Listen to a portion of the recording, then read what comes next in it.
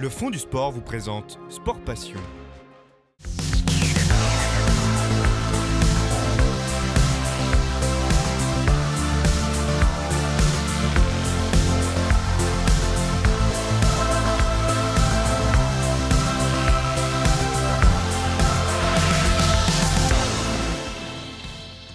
Bonsoir à toutes et à tous, soyez les bienvenus dans Sport Passion, de la chaussure avec plaque carbone à la montre connectée, des tenues compressives aux lunettes de vitesse. Le sportif amateur n'a jamais eu autant d'outils pour mieux performer, mais entre vraie révolution et simple argument marketing, comment savoir ce qui marche vraiment? Où s'arrête le progrès et où commence le gadget? On va se poser cette question, si vous le voulez bien, avec vous, Olivier Baldacchino. Bonsoir. Bonsoir. Merci beaucoup d'être avec nous. On va essayer de répondre à cette question. Alors, pour commencer, le sportif amateur est-il devenu dépendant de tous ces gadgets que je viens de présenter? Il y en a des dizaines, des centaines. Est-ce qu'il est devenu dépendant aujourd'hui? Complètement. Complètement. Je pense que ça fait partie de sa vie de coureur, d'aller tester différentes choses pour essayer d'améliorer ses capacités. Oui, c'est régulièrement des demandes que je peux avoir pour savoir si c'est bien ou pas. Est-ce que je vais être mieux avec ça? Oui, tout à fait. Mais alors cette question, est-ce que ça lui est utile? Est-ce qu'on a vraiment besoin en tant que coureur amateur, cycliste amateur ou autre de tous ces gadgets? Là, on va parler un peu plus tard de l'écarteur nasal, mais on a besoin de plaques carbone quand on court quelques kilomètres par semaine. Il y a de tout, il y a de tout évidemment. Je crois que chaque gadget mérite une petite attention pour aller vérifier si déjà est-ce que ça se prête à la personne qui veut l'utiliser, est-ce que c'est valable pour tout le monde. Évidemment, le marketing nous dira toujours que c'est valable pour tout le monde. La réalité est différente. Évidemment, vous parlez de la chaussure à plaque carbone. Là, je crois qu'il y a eu assez de preuves et assez d'études qui ont montré, notamment que les coureurs élites ont amélioré toutes les performances depuis qu'elles existent, depuis 7 ans qu'on a ça sur le marché. Je crois que tout le monde a pu constater qu'il y avait des améliorations de performance. Maintenant, est-ce que ça se prête à quelqu'un effectivement qui ne court pas beaucoup, qui va pratiquer des petites distances, qui va courir pendant longtemps, qui n'a pas forcément la technique pour courir avec? Là, c'est des questions différentes. Et là, c'est mon rôle de répondre à tout ça pour chaque personne individuellement. Et puis, on parle de la plaque carbone, mais parmi tous ces gadgets, j'aimerais aussi présenter cette petite bande, cette bande nasale qu'on met comme ça sur le nez. Ça permet aussi notamment une meilleure respiration. On le voit de plus en plus sur les visages des coureurs, des nageurs ou des cyclistes, comme Pogacar, comme Vingegaard notamment. C'est une petite bande qui est censée ouvrir les voies respiratoires et améliorer la performance. Alors, simple gadget ou vraie révolution pour respirer? On regarde ce sujet puis on en parle juste après ça. On va tester. Ceux-là, je les ai encore jamais testés. Depuis peu, Fanny s'adonne au même rituel avant chaque séance. Il faut appuyer un petit moment pour que ça ouvre. Allez, on y va!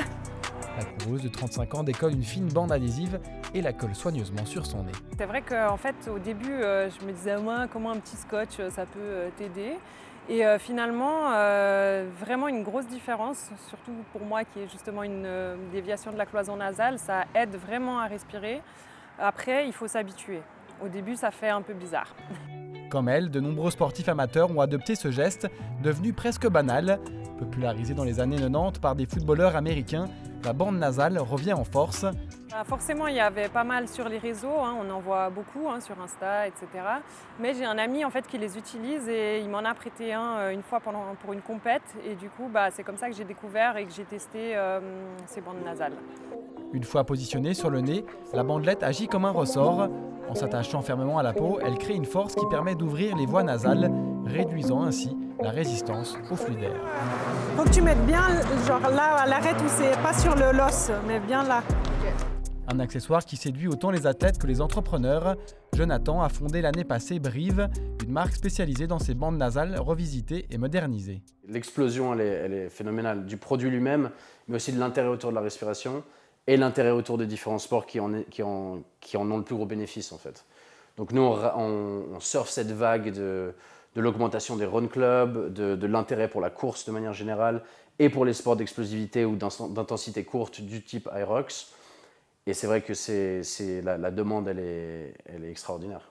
Un succès commercial en pleine expansion, porté par les réseaux sociaux. Mais derrière tout cela, que dit la science? Le docteur Vincent Bourqui nuance l'enthousiasme. Les bénéfices réels dépendent du profil de chacun. Un des problèmes majeurs qui est relevé, c'est les différences anatomiques des uns et des autres. 2, c'est combien de temps ça va pouvoir tenir en place avec la transpiration, l'effort et tout ça. Et puis 3, c'est que dans l'effort maximum, en général, chercher avec ce genre de choses-là en termes d'endurance et autres, on a une grosse respiration buccale et donc le nez il a peut-être moins d'impact que ce qu'on veut bien lui donner. Après, il y a certainement un impact psychologique qui est énorme et qui, si on fait une bonne performance un jour, on se sent plus à l'aise grâce à ça, on aura envie d'y revenir. Et donc, on va dire ce qui ne fait pas de mal peut faire du bien. Gadget pour certains, vrai coup de pouce pour d'autres. L'écarteur nasal continue en tout cas de faire parler de lui sur tous les terrains. Je vais rebondir sur ce sujet, Olivier. Quelle part de la performance, la respiration, là, il y a tout le côté physique, il y a le côté endurance psychologique, technique. La respiration, quelle part de la performance elle a? Alors là, sur l'écarteur nasal, typiquement, on va parler du premier étage respiratoire, c'est-à-dire qu'on va améliorer la conduite de l'air pour arriver jusqu'au poumon. Ce qui nous intéresse, nous, beaucoup dans la course à pied et dans les sports d'endurance de manière générale, c'est la respiration cellulaire. C'est ce qui va se passer à un autre étage. Et c'est là que, généralement, on aimerait avoir des améliorations, mais ce n'est pas forcément parce qu'on va amener plus d'air. Alors, amener plus d'air et plus d'oxygène, c'est déjà une bonne chose, mais ça ne garantit pas le fait que la cellule musculaire va en consommer plus. Donc, c'est qu'un premier étage. Il y a aussi tout ce qui est respiration buccale, respiration nasale, ça c'est dans les détails. Mais aujourd'hui, est-ce que l'amateur, il utilise ça, il utilise ces gadgets, mais sans encadrement? Ça, c'est le risque peut-être? Non, je ne crois pas que ce soit risqué. Je ne crois pas que ce soit risqué aujourd'hui d'utiliser un écarteur. Alors, ça peut être écarteur, mais comme tous les autres gadgets qu'on a présentés en début d'émission, ça peut être les plaques carbone, ça peut être... Oui. C'est un risque d'y aller, c'est un peu un coup marketing aussi, on achète ça, et puis se dire, ouais, ça va améliorer ma performance. Tout à fait, on le voit aujourd'hui avec typiquement les utilisations des plaques carbone, c'est qu'on n'a pas forcément alerté suffisamment les gens. C'est-à-dire que le vendeur aujourd'hui, il n'est pas là pour faire un cours sur comment on utilise la chaussure, il est là pour la vendre. Donc, en résumé, on va se retrouver avec des gens qui vont les utiliser tout le temps, dans n'importe quel terrain, à n'importe quelle vitesse, et c'est là que ça devient embêtant, puisque c'est quand même des chaussures avec le carbone qui vont renvoyer de l'énergie, et ça va renvoyer de l'énergie dans les articulations, dans les tendons, et là on se retrouve aujourd'hui, on le constate réellement avec tout le domaine médical et les physios et autres, qu'il y a beaucoup de gens qui se font mal avec. Et puis même, on va prendre l'exemple de la montre connectée, il y a aussi des limites. Il faut savoir l'utiliser, il faut peut-être être accompagné par un coach, par un spécialiste. Il y a des limites quand même à tout ça. Oui, il y a des limites. Après, je trouve que la montre connectée, elle a quand même... Alors, elle envoie énormément d'informations. Trop, peut-être. Ouais, peut-être trop. Des fois, les gens, ils s'y perdent et puis ils finissent par même plus l'utiliser dans certains cas. Mais si on apprend bien, ça peut être une aide. Hein. C'est quelque chose qui nous a quand même apporté des informations sur l'entraînement, des données qu'on peut stocker, qu'on peut comparer et qui peuvent être aussi des sources de motivation pour le coureur. Est-ce que c'est pas aussi... Alors oui, il y a ces avantages-là, mais on a entendu parler aussi ces derniers temps de la guerre entre Strava et Garmin. C'est pas un coup marketing aussi de toutes ces marques de dire allez, on vend, chacun a 3 paires de chaussures chez lui, chacun a une Garmin dernier cri, les lunettes de vitesse avec aujourd'hui même on peut visualiser sur ces lunettes ce qu'on fait comme parcours, comme allure. C'est un vrai coup marketing. Ouais, complètement. Puis c'est réussi, hein, ça marche. Ça marche aussi sur moi.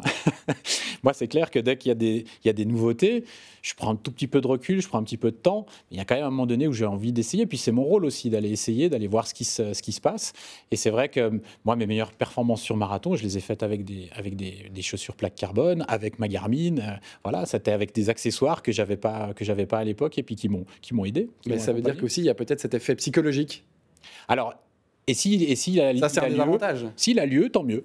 J'ai envie de dire que finalement, si l'accessoire qu'on porte nous fait pas de mal et puis qu'il apporte un petit soutien psychologique, c'est un espèce de petit partenaire virtuel qui fait du bien, c'est bien, c'est gagné. Ça, vous le dites à vos clients, l'effet placebo, ça, voilà, si vous vous sentez bien, j'ai discuté aussi avec une de vos collègues hors plateau, elle me disait, oui, si on veut avoir acheté une tenue qui nous correspond, qui est plus chère, mais qui va avec notre vélo, qui va avec nos chaussures, ouais, qui est belle, si vous vous sentez bien, achetez-la parce que c'est aussi ça. Complètement d'accord. C'est comme la musique. Est-ce qu'on met de la musique ou pas quand on court? Moi, je considère que si on arrive à se créer une atmosphère positive qui nous fait aller de l'avant et puis que ça nous fait du bien, pourquoi pas? Après, il peut y avoir des dangers. Faire attention. Les oreillettes, elles sont interdites par World Athletics, typiquement. Dans les grands marathons, ils ne les veulent pas. Les organisateurs les tolèrent en disant qu'ils ne sont pas responsables, mais c'est vrai que ça peut être un danger. Hein. Mais par contre, ça crée quelque chose de positif. Il y a énormément de gens qui arrivent à courir avec et puis qui se font du bien. On va digresser peut-être un tout petit peu, mais sur ce côté technologique aussi, est-ce qu'on ne va pas trop loin maintenant? Parce qu'on énumérait un peu tout ce qu'on peut faire aujourd'hui avec ces gadgets, que ce soit pour les amateurs ou en compétition. Est-ce qu'il ne faut pas maintenant poser une limite et dire « OK, stop ». Elle aurait dû être posée. Moi, je considère, si je prends un précédent qu'il y a eu dans la natation, typiquement avec les combinaisons qui simulaient les peaux de dauphin, c'était en néoprène, c'était 2009-2010, ils ont assez rapidement statué, ils ont tout coupé. Là, en l'occurrence, je trouve que sur les chaussures et sur l'utilisation du carbone, on aurait dû couper dès le départ. Et on n'aurait pas dû accepter ça. Parce que là, je pense qu'il y a... on va dire ceux du passé sont vraiment lésés par rapport à maintenant. D'ailleurs, Bolt l'a dit, Usain Bolt, il l'a dit, le jour où mon record sera battu, j'en tiendrai pas compte. Et je le comprends parce que quelque part, il était quand même moins bien équipé que ce que les athlètes sont équipés aujourd'hui. Tant qu'aujourd'hui, les coureurs, les coureuses se font plaisir, c'est ça l'importance. C'est ce que vous dites. Ouais, complètement. Moi, je suis pour. Mais après, comme je dis, tout ne fonctionne pas avec tout le monde. Hein. Moi, je peux pas mettre des oreillettes quand je cours. Je sais pas si j'ai une oreille mal formée ou si je cours mal. Mais dès que je cours avec des oreillettes, au bout de 30 mètres, elles tombent. Donc, chacun a ses préférences. on arrive déjà au terme de cette émission. Merci beaucoup, Olivier Baldacchino, d'avoir été avec nous. Et puis, on vous retrouve très rapidement, notamment aussi sur la course de l'escalade. On n'en nul doute. Et puis, pour notre part, on se retrouve très bientôt pour une nouvelle émission de Sport Passion. D'ici là, passez une excellente soirée sur l'Aimant Bleu.